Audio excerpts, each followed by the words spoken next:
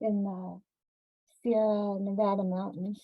And it was back when no one was out there. It was just maybe occasionally we'd see a fisherman. The water was still really pristine, and we could drink it right out of the creeks. And I was either 7 or 8 years old in a mountain meadow. Imagine just flowers in full bloom, lupin and columbine and Indian paintbrush. And I just had a moment where I totally relaxed, and I remember this raptor overhead. I was too young to even know if it was an eagle or a hawk, but this bird circling and circling overhead. And then I was the bird looking down at me. And so there was this moment of transcendence and unity and bliss. And after that, I knew that that existed. And sought those experiences. I also grew up right by the beach in Southern California and spent a tremendous amount of time playing in the water. So. I'm curious. I think when we had our original call, you shared with me that your father was a scientist. He was a mathematician. Okay. And, yeah, pretty intellectual, linear. He was giving papers to Princeton when he was 26, and so he had a very Newtonian scientific worldview, very mechanistic. And so when you had that experience, were you able to share it with anyone? Oh, no, I wouldn't have even, no. And the only reason I had the experience is they all went off to go fishing and left me near camp in this meadow. And I totally opened up. And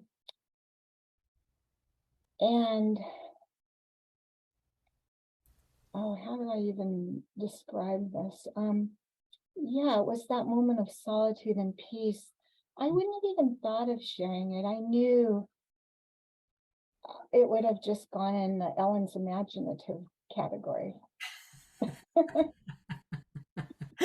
Beautiful. So take us forward then.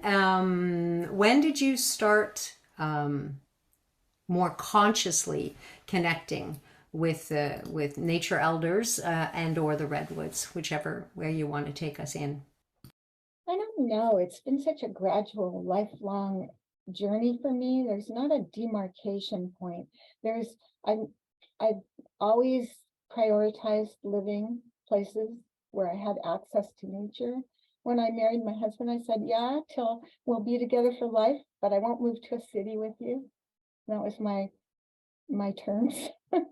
And I've always found a tree to climb or an ocean to swim in or rivers and rocks. Really have had, I imagine many of you have too, that experience of laying on a warm granite rock by a river and just sort of melting into the rock. And the forest took a while. When I first moved to Humboldt County, we have access to mountains, oceans, rivers, as well as redwood forests and spruce forests and pine and different places. And I wasn't at first drawn to the forest. It's very dark and it's cold and it's very yin. And it took me a while to really deeply bond.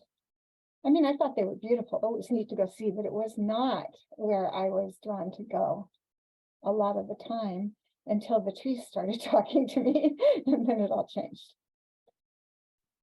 And how did you know that they were talking to you? So were you just feeling a pull? Did you just know? Do you hear telepathically, see images? So how does it work for you? How it started is we moved here and we have an old growth tree out the backyard.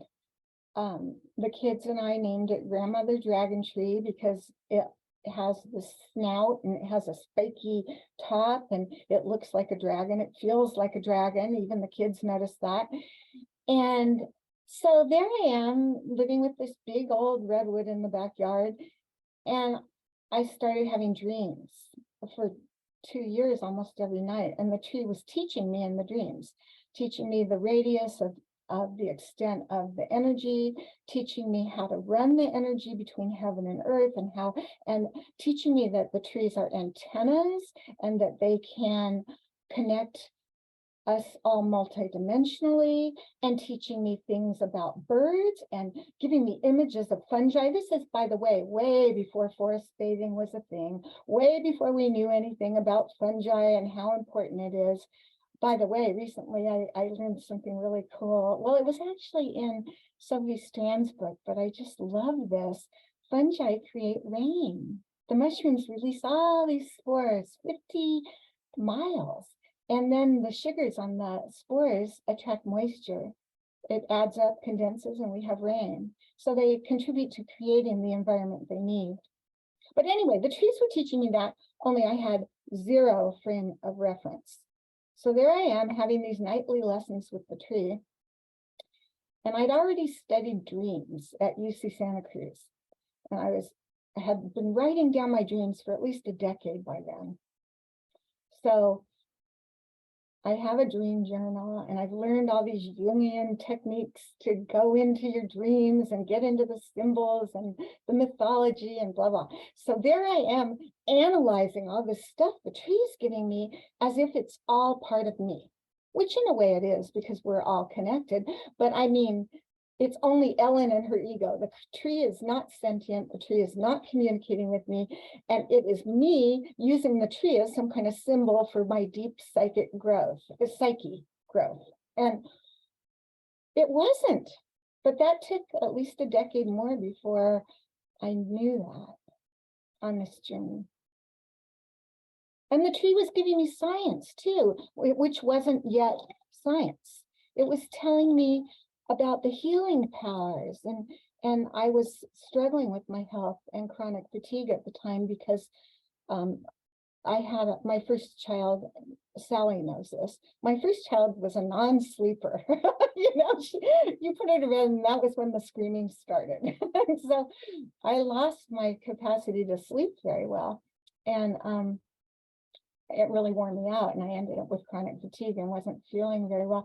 And the tree in my dreams was showing me how it was helping rewire my nervous system and change my hormone levels and my cortisol levels and all this stuff, which I sort of knew because I dabbled at nursing for a while, which wasn't a good job for me, but I did do that. And so I sort of knew, but it all is science now. And it wasn't then. And I was raised with science as God pretty much, and mocked for, Sophie Strand calls it the animate everything. And so mocked because that was my instinctual worldview. Wald Kimmerer calls it the language of animacy. I love both of those terms. And so. Yes, I hear you. And I'm sure that's everyone's story here on this call as well. I mean, for myself too, I came in hooked up already being able to hear Mother Earth and all the nature elders around me. I was lucky. I never lost it.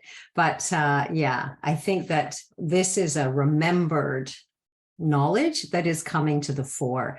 And certainly, again, one of the reasons that I like to hold these Zoomcasts is to help more people understand that we are wired for this. We are nature, and being able to have two-way conversations and share wisdom with each other is one of the reasons I believe that we're here on this planet. So tell me, so you're receiving this in your dreams, and how old are you at this point when this is happening for you? 35. Okay. And then you're receiving this information in your dreams, and then do you record it in your journal? So you started receiving and writing, that became perhaps your first way of capturing what was happening for you? Yeah, I think I'd been writing things and stories from 5th grade on and putting it in, but just as fantasies or imaginative stories. But looking back, there was a birch tree outside my room when I was a kid, and the fairies used to talk to me in that tree. But I just, it was playful and imaginative, and I didn't take myself too seriously. I still don't, actually. Yeah, beautiful, beautiful. Yeah. So it sounds like the weaving of the dream state, the liminal state, the waking state. Yeah, there was just a close, again, it's something I can relate to. I lived, I would say, more in an imaginal realm than I ever did sort of in the outside world. Although, that's changing for all of us, right? We're coming back to center. We're bringing our imaginal realities into reality today for us. Yeah. So bring us forward to when you first either began walking and hiking into the Redwood Forest, or when did you feel that call? When did that begin for you? Like how many years ago? Well, from the time we moved to Humboldt County, we obviously went on hikes in the Redwoods, and that was delightful. But what happened was two things. The first thing is I was involved with one of my best friends had a Tibetan Buddhist Lama. And so I spent 6 years doing lots of retreats and meditations with this group.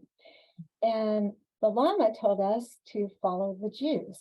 And what he meant by that was do the things your heart desires that give you more life force energy and build the chi or the energy. Well, that hit right about the same time as my youngest daughter went to college, a little bit before, a couple of years before. And I suddenly had free time, which I'd never really had. And so I started playing this little game with myself. I'd wake up in the morning and think, what do I want to do? And every day it was go to the forest almost. And nobody would go with me. And it's kind of scary walking in the forest around here by yourself, because at this point I've run into 6 mountain lions. I've had my trail blocked off by rutting elk and more bears than I can count. They don't really scare me because the black bears aren't really after you here, but they're big. And but I really wanted to go, and my husband couldn't always go, and my 2 best friends couldn't always go. They'd go once in a while. So I just started going.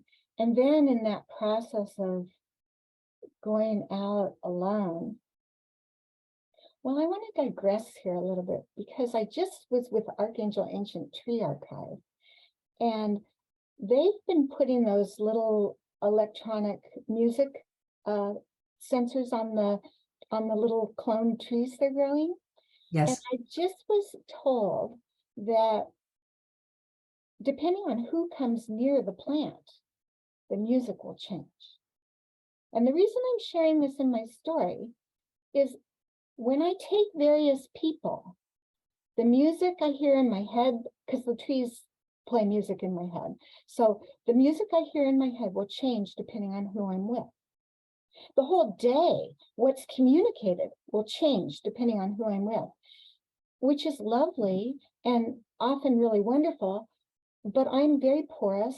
I'm somebody that picks up a lot. I absorb. And I tend to, which is great when you're out in the forest, but sometimes confusing when I'll feel jealous. I'll think I'm jealous, and it's not even my own jealousy. It'll turn out I wasn't. And it's taken me years to figure that one out, or depressed or angry or whatever it is. So anyway, I started going alone. And the thing about going so much alone was they were interacting with just my field, just me, the forest, and all the animate everything, And so then it became extremely exquisite. And there's a pattern to how I found the forest and the redwoods have worked with me, because I have a best friend that's gone about a third of the time with me over these last 15 years. And so she's she hasn't had the time to go through the whole program the way I have, but I'm beginning to think it is a program because the order of it is identical for both of us. First, they started with the healing. And at the time when I first started going, I was addicted to tranquilizers. So that was the first thing. The forest like tranquilized me, calmed me down, and I was able to wean off the tranquilizers, and then they started healing all kinds of other things. I'm starting to feel really healthy for my age, which is an incredible blessing. And then after that, the next thing that I noticed that's happened for her and me, and now watching her, the next stage was perceptual openings. We both have become, we were both sensitive, and we were already fairly on the psychic spectrum, which, by the way, I think everyone has that. It's a human capacity. We've had to actively work to block it off, which is almost essential to live in this 2,000 years of warrior culture that's just devastating and breaking all of our hearts. But it is our human birthright to have all these senses. Being in the forest, in that nurturing, warm cocoon, and especially a forest that's intact. These forests have been there for millions of years. On a day when they haven't been crowded and no one's walked through, the energy builds up. So it's like a palpable, potent mana. You can kind of see it. So there's this elixir of life. You breathe it in, you smell it, But anyway, so after that, the perceptual lessons and awakenings and openings happen. And then after that, for both of us, and I am not into ancestors, Linnea knows that. It's not my thing, but they forced me. And so I had this huge ancestral download from my Celtic maternal line, going back 800 years to when it was more intact and healthier and used in service of love and light. And those gifts are continuing to pour in. And they're epigenetic and powerful. But anyway, so her next thing was the ancestors. But then I wasn't so busy with the ancestors because I was opening up to the star beings. So we'd sit side by side of the tree, and she'd get her next lesson, which was her. And so as we compared notes, and then we've had a lot of elementals, and we've had starry energies coming through, various power animals. And I do have a whale story that's where it is recently at that I would love to share. Yeah, let's pause for a moment and just let's just take a breath, because you've really shared some important things about the program that the Redwoods have taken you through. So let's just breathe and just honor them for this tremendous gift.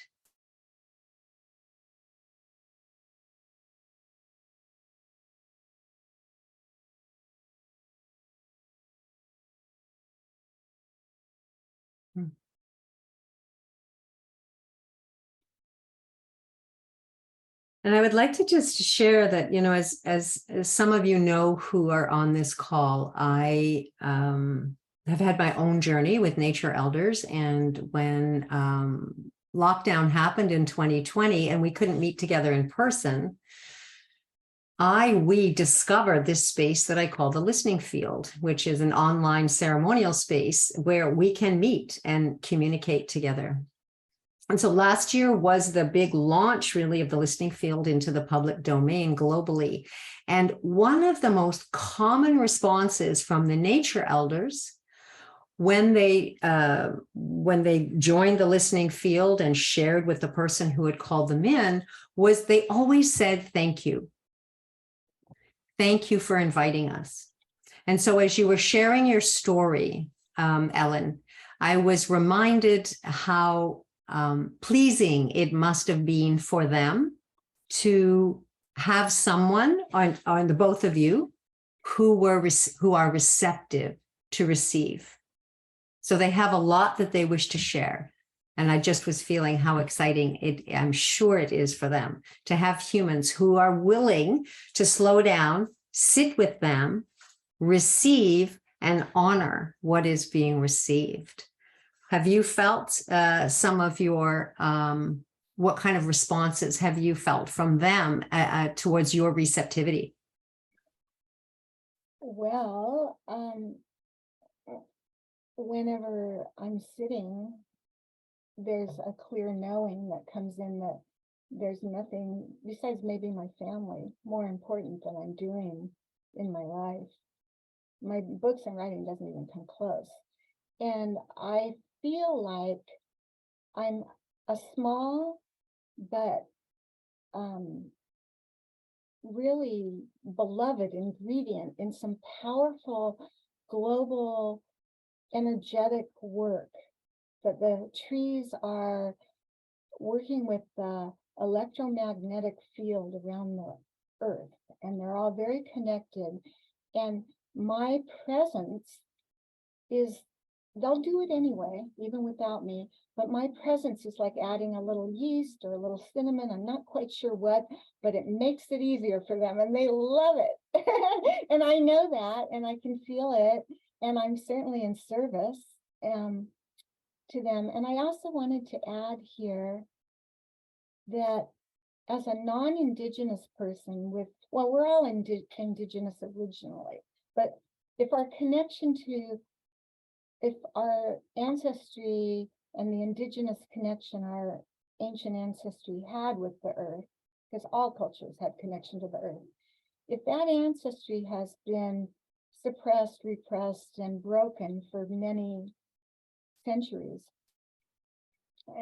which for many of us it has, we don't have to go culturally appropriating from people because the earth will teach us directly. And so, I mean, it's great if someone in an Indigenous culture that's still currently alive with their connection wants to share, then wow, thank you. But when that's not available, it really is our birthright to be deeply connected, deeply healed, and deeply guided by the earth intelligence in her many forms. And each of us will have affinity for different forms.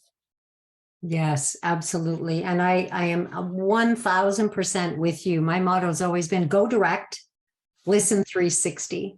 That's how I was trained as well by them, was absolutely directly. And I would even, my experience is I went through a journey of apprenticeship with them, but like you, there was healing that needed to happen first. So my nature elders were all over the world, and they would call me, and I would get on a plane and I would go, and I would come to the riverbank, or I'd go to the forest and stand there and say, okay, I'm here. Why did you call? How can I serve? Sometimes it was for my healing, and sometimes it was to serve them.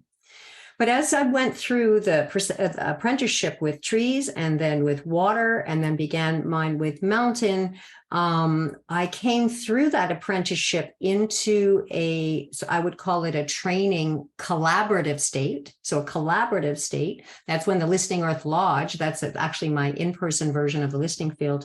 And then when the listening field birthed during COVID, I came into what I would call now co-creation with them. And I believe that this is really the state that we are meant to. And I think this is some of what you're alluding to, that when you are sitting there with the redwoods and they are downloading through and with you this frequency of peace and harmony that you've mentioned before to me, you are an essential ingredient. You are actually co-creating with them. We might not understand it, but we don't really need to understand it, because being present is really all that's required in order for that co-creation to happen. So that's a beautiful rendition. So take us to, describe us for a moment how it is that you sit with the trees. Like, describe for us your physical location, because we discovered we have some very different ways of actually physically being with our tree elders. So tell us how you do it. Well, so much logging happened. There's only estimated 2 to 5% of the old redwood forests left. They used to stretch all the way from the middle of California up to Canada, basically. And and the little bits we have left, they were all fought for, and mostly by women who chained themselves to the trees. So we have a debt of gratitude to them for what they did.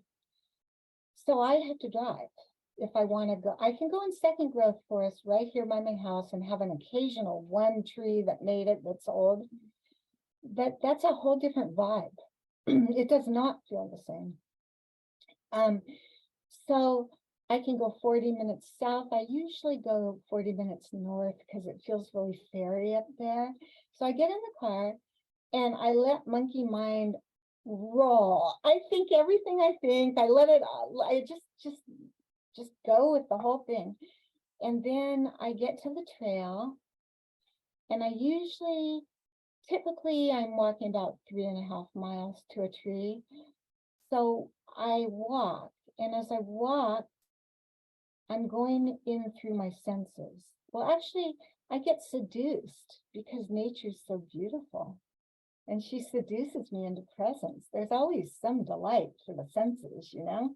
It smells so great, or there's a beautiful berry or flower or leaf or reflection on the water, or an otter, something cool. So pretty soon I'm all there, which I don't start out as. So then I'm there, and then I finally arrive.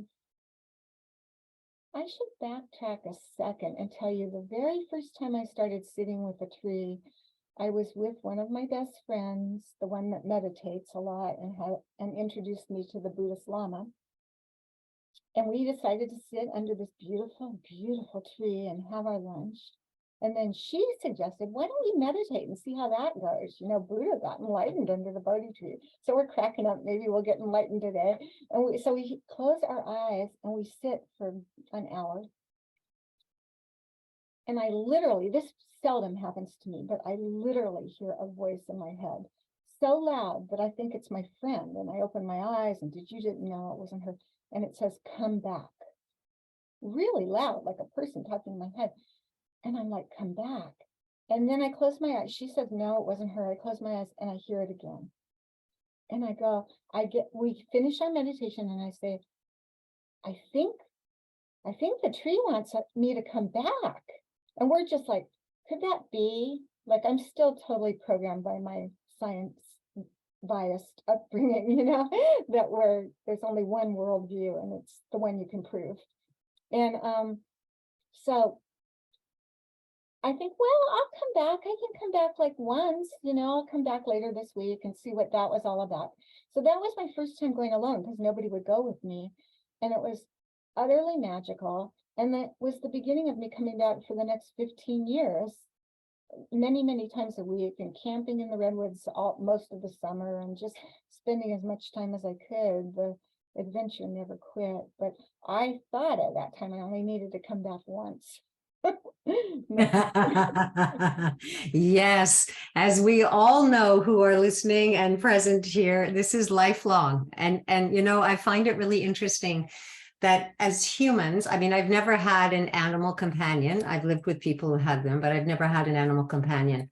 But I learned soon that humans go through the grief and the loss because an animal's lifespan is not as long as a human's is.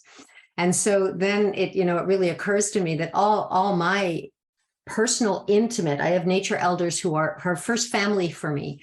And of course, I'm going to pass and they're still going to be here. So there's this, interesting a reversal. So I just want to go back to something here. When you say you sit with the tree, you sit with your back actually touching the tree, don't you? Yeah. Yeah. Okay. Interesting. I don't do that. I speak to them. I always sit facing my nature relatives. So I'm always fascinated to hear how everybody relates. And that does something when you sit, and I know because I have sat that way with the tree. It's not how I communicate with them, but there is something really incredible primal that happens when we put our spine and essentially our central nervous system right up against a tree, that there's this magical merging that can happen in that position. So it's just very, very, very exciting to me. I know a little bit of what you're saying because I do hug the trees and face forward, and it is a much different feeling. But I just instinctively sat with my back. I think I needed the support. Mm-hmm. And I always feel little loving, sweet tendrils going almost like little roots, very fine, going into my back, connecting me up, and really my heart chakra the most. So I get filled up with love till I'm overflowing with it. Yeah, that's beautiful. I'd love to, Ellen, how are you feeling about, we can take a pause moment here and just go inside and check. Would the Redwoods, is there anything that they would like to say through you? So we can take a moment just quietly, all of us, for you to ask, and then you let us know. Whatever their response is great. We're open. Or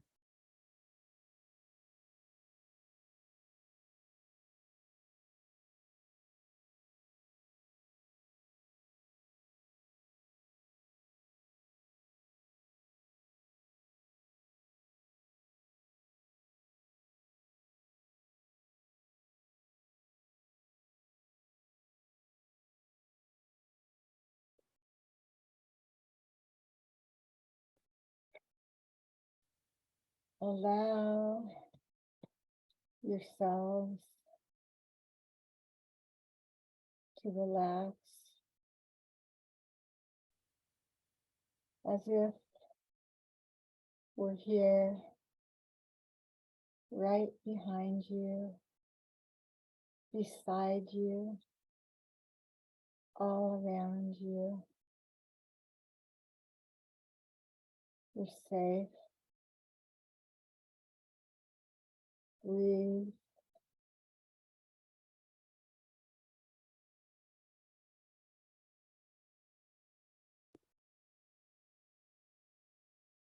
Breathe into your hearts and really open to receive direct relationship and connection with us. We, Redwoods, are receiving and beaming cosmic light and frequency all over the planet. Our reach is far. You can tune in and receive the healing, the intelligence, whatever each of you personally most need. And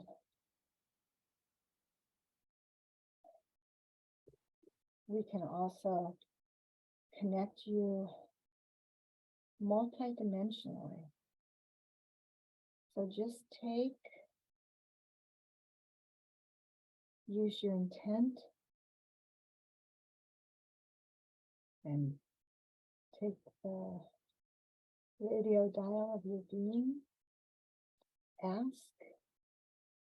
to tune in,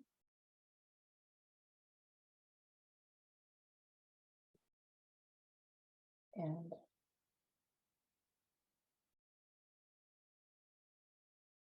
hopefully you can feel this sense of deep peace and support. we're here for all of you.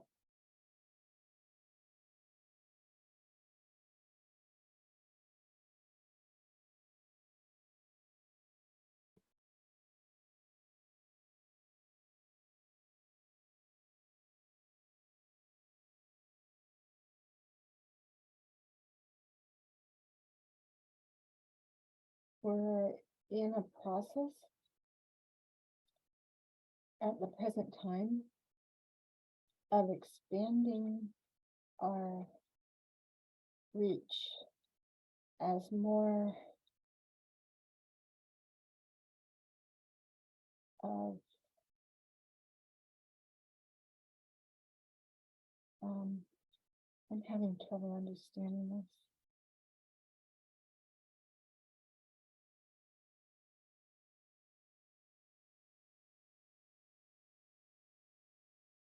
As more receptivity is grown, I guess I could say it.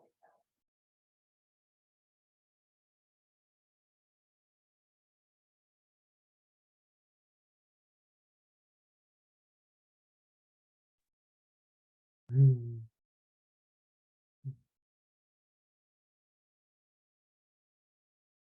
Thank you.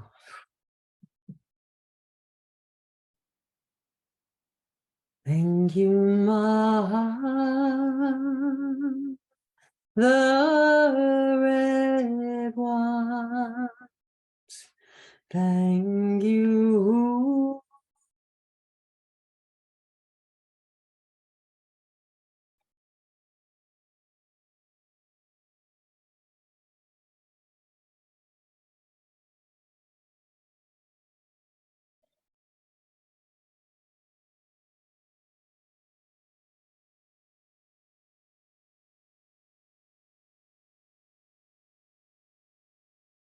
Thank you. Thank you, Ellen, for connecting us with them.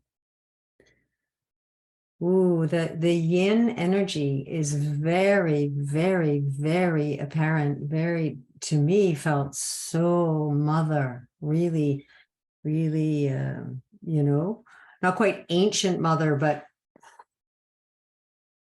Yeah. it's a big mother field, deep, deep, dark into the earth, but also really light above. Yeah. Anyone else who's on the call? I know there's lots of communicators here. Anyone else either want to come on microphone or put in the chat? What happened for you? What did you hear, see, feel from these lovelies? You can either raise your digital hand or, yeah, Ingrid. Oh, thank you so much. Thank you so much for this, Ellen. I just wanted, I became so aware when you were speaking the Sequoia's words of a connection, or at least I became completely aware of the energy I experienced only last month or earlier this month with the kauri trees in northern New Zealand. And I wondered about why, like it was immense and immediate, as though they're in direct communication on a regular basis. I think so. And sorry? I think so. Oh, good, because I thought, wow. And also, even when you first spoke earlier about the very small percentage of sequoia that are left in their natural habitat and so on, and that's also very, very true for the kauri.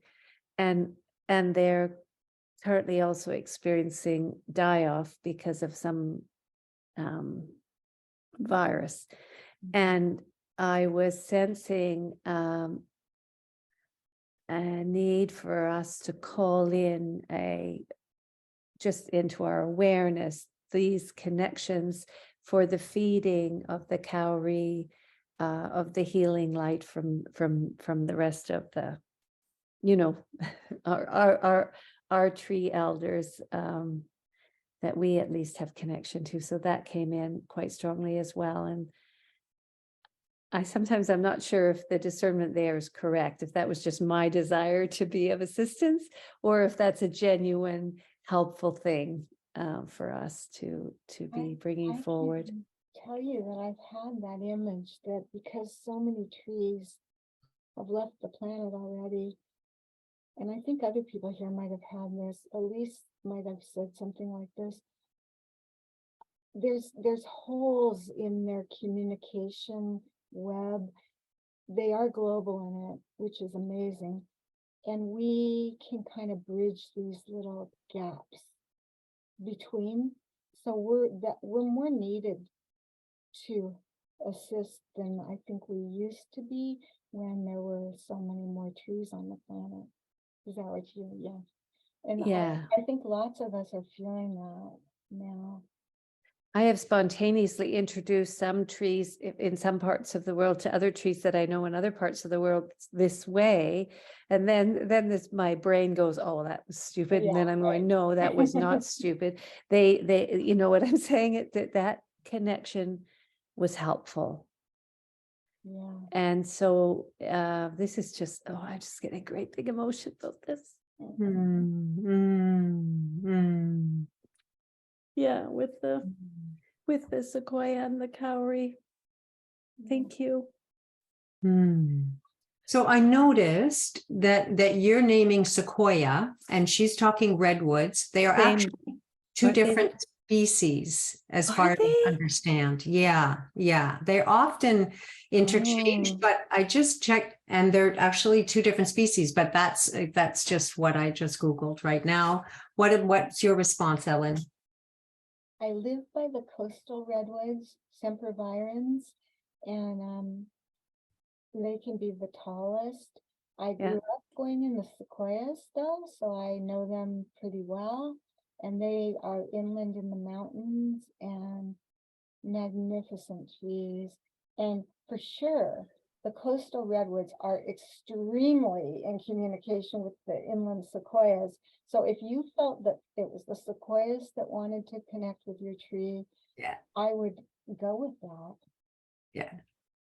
Well, and I'll check into that because I actually moved into the little living space here because we had a situation several years ago with a house that we owned where the previous owner had planted a whole hedge of California redwoods as a cedar hedge, only to discover that they were California redwoods parked in like sardines. And we were left having to take down the last 3, which was absolutely heartbreaking, but they were absolutely in the wrong place. And we made an arrangement with the trees to try and do everything so that they could still serve in other ways. And that was agreed to. And then, so some of that became plank and so on. And I came in the living room because there are benches like that. I don't know if you can see, which is directly from them. And I don't know, it just helped the grounding. Yeah. Yeah. So whether now I'm questioning whether it's California redwood or sequoia. So I thought they were one and the same, and I was interspersing the term. I was just using them indiscriminately. It's all beautiful. It's all beautiful because I just, as you know, Ingrid, in the listening field, what we discovered this year was that one of the reasons they loved it too is they get to network with each other when it's field, right? And so here we're doing it here as well, or we can do it when we're in person with them. So I think for me, the point is that we really are integral right? We have a role to play here, and even greater so, I think, in this reweaving, right, of the sacred web together. Yes. So I'm just looking at the time. I wanted to share in the chat, Pam had said, I felt the presence of the redwoods even before Ellen began speaking. Yeah, anyone else? I can attest to that as well. What a beautiful experience to become part of a human network initiated by the redwoods. We hear about tree grids and such, but this is even more powerful because of the conscious partnership with humans. Thank you so much for this opportunity. And then Sharon's coming in with her backyard pecan tree came in saying, I feed you. And Cypress said, I protect you. And the hawks came in as well. I guide you. And the cardinal couple said, you're lovable. So thank you to our bird and animal relatives coming in, and someone else, I guess that's Sharon too, humans did the naming. It's a tree. So we actually just have 4 minutes left, and I wanted to just really jump, Ellen, to your books and your writing. So this is also who you are, and in a couple of sentences, can you share how the writing of your stories wove with the teachings and this journey that the Redwoods have had you on with this program? Well, I've been a writer for a while, and it's only, I think, the last 2 books that I could say totally did that. But this one, you can't see it very well. Wild Path to the Sacred Heart, and I have a not for resale copy here, but no, you can't really see my friend. There we go. artwork. That's good. Yep. This one is totally that. It's my story of how I was called by the Redwoods, and takes the adventure up until a few years ago. Of course, it's gone on since then, and more has happened. But there's a lot woven in between me and the Redwoods and what happened and the journey. It was kind of a vulnerable book to come out with because I was so exposed. I just told so much about my own life, and at the time I wrote it, I'd never heard of forest bathing. I mean, all this stuff started coming out as I was actually formatting and getting the book published, and I was finding out that no, I didn't make it all up, So that was Yes. fun. And then this is a ecoFantasy for kids, Wind, Mm. and there's a beautiful tree goddess in the story who's my favorite character, and she has been with me. When she's in her more human form, she walks around with a lion, the Golden Lady and the Lion. I have had the Golden Lady and the Lion with me since I was a little kid. And then she spends time as this beautiful tree too. And the main character in the story has a scene where she actually goes into the tree and has a really mycelial scene, and then gets connected up with the stars. I mean, some of the experiences I'm having are actually in the story in that place. So it's a page flipper, and adults like it too. And it leaves you feeling good. It's happy, which is kind of nice these days. I think. It is. It is. I actually find myself, if I'm watching Netflix, I often look for the family movies and things, because it just needs something that's gentle and wholesome and has those happy endings. So I'm going to put, let me just put this, I'm going to put your website in the chat. And maybe you could just think, is there anything, just while I do this? So there's Ellen's website, and Wind is on Amazon. The Wild Path of the Sacred Heart is on Amazon. She also has other children's books, others as well. So please go to her website and or search her on Amazon to support her. And I want to just say too that I'm in the process of discovering how the listening field and our work together with the nature elders can serve the new reality. And part of what's happened in the last couple of weeks is a realization that I need to tell our story. So I'm really inspired by you, Ellen, and you know, the good reviews that I've heard about the Wild Path of the Sacred Heart, because I think that sharing our personal stories is really, really important for all of us at this time. So thank you for being an inspiration. So any last words? They're Yeah. also available if somebody doesn't want to get them on Amazon. You can get them at Barnes and Noble, Ingram Spark, or order through your local bookstore for the most of them. So, or you can contact me if you want them. Beautiful. And I'm just putting in the chat again, if you'd like to join the mailing list for the listening field and for this series, please do so. The link to join is in the chat. And then next month, also, yes, if you'd like to donate to the listening field, you're we welcome that offering. It helps to keep these types of programs going.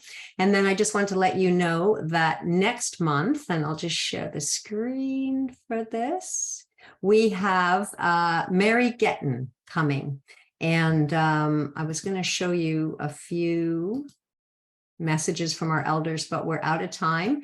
But this is what we have happening next month in March. And Mary's going to share with us about telepathic communication with water, trees, and animals. So that's all the time that we have for. So thank you so much, everyone, for coming. Thank you, Ellen, for sharing about your story and the magic and the joy. That's what I'm really taking away with me tonight, that you have with these elders, and that in this rich life that you have with these other than human beings. Thank you. Thank you. Thank you for having me. Thank all of you for coming.